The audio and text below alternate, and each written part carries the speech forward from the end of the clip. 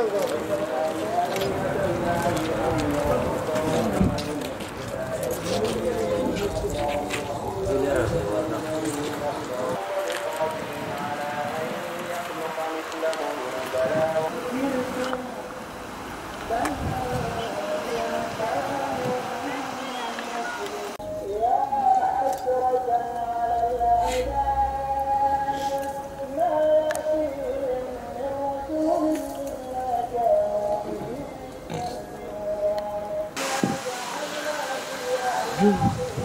böyle düşününce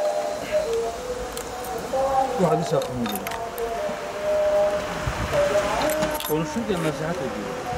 Göktaş Hoca'nın söylediği gibi kitabın ortasından konuşuyor. Kitap gibi konuşuyor. Şimdi sustu.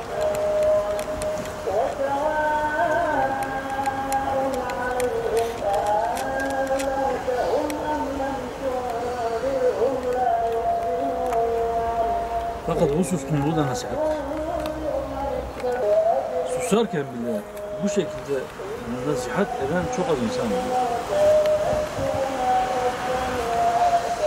Öyle ki onun kabrinin başında sükut etmek belki konuşmaktan daha anlamlı. Belki sükut edip onun hayatını, onun konuştuklarını, onun yaptıklarını düşünmek, tefekkür etmek.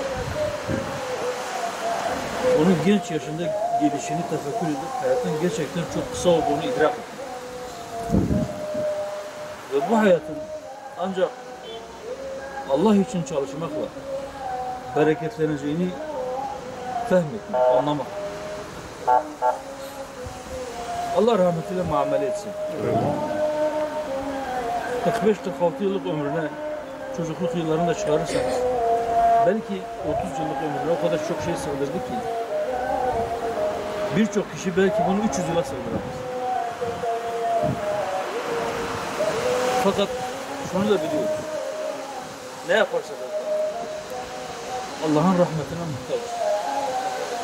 Bizim kardeşimiz de bugün belki imtihan onun için bittiğinden dolayı hepimizden fazla Allah'ın rahmetine muhtaçtır. Bizler de hüsnü şehadette bulunuyoruz.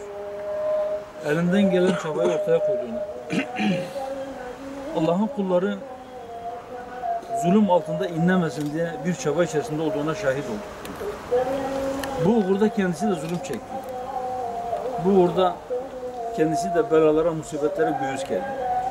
Fakat dönmedi, yılmadı, yorulmadı ve bize güzel bir örneklik bıraktı. Allah rahmetiyle muamele etsin. Allah onu sevenlerin hüsnü şehadetini kabul etsin. Onu şehitlerle, onu nebilerle, onu salih kullarıyla birlikte haşreylesin. Bizleri cennetinde bir daha buluştursun. Hikmet Yavuz bizim için bir arkadaştı, bir kardeşti, bir dosttu. Ama birçok davetçi için bir öğretmendi. İslam davası için, Allah rızası için bir Müslümanın ne yapması gerektiğini bütün Müslümanlara hayatıyla mesaj veriyordu. Hiç unutmam. Bir köyde bir topluluk toplanmıştı. Onlara bir vaaz etti. Dönerken biz kazanmasak da gam yemem dedi. Çünkü bizim amacımız tebliğ ve irşad idi. Parti de buna vesile olmuşsa ve bununla biz tebliğ ve irşadımızı yapıyorsa ne mutlu bize. Ben şu anda kendimi çok mutlu hissediyorum demişti bana.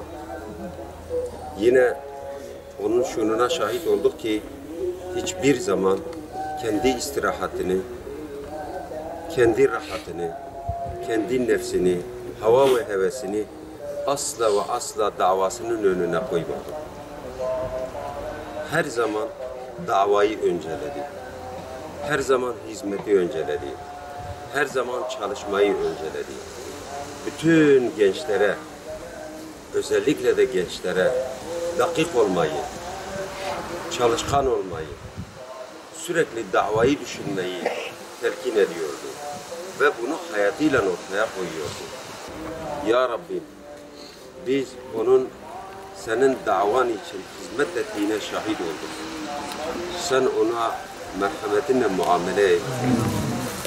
Ve ne mutlu bize, ne mutlu ailesine, ne mutlu İslam ümmetine ki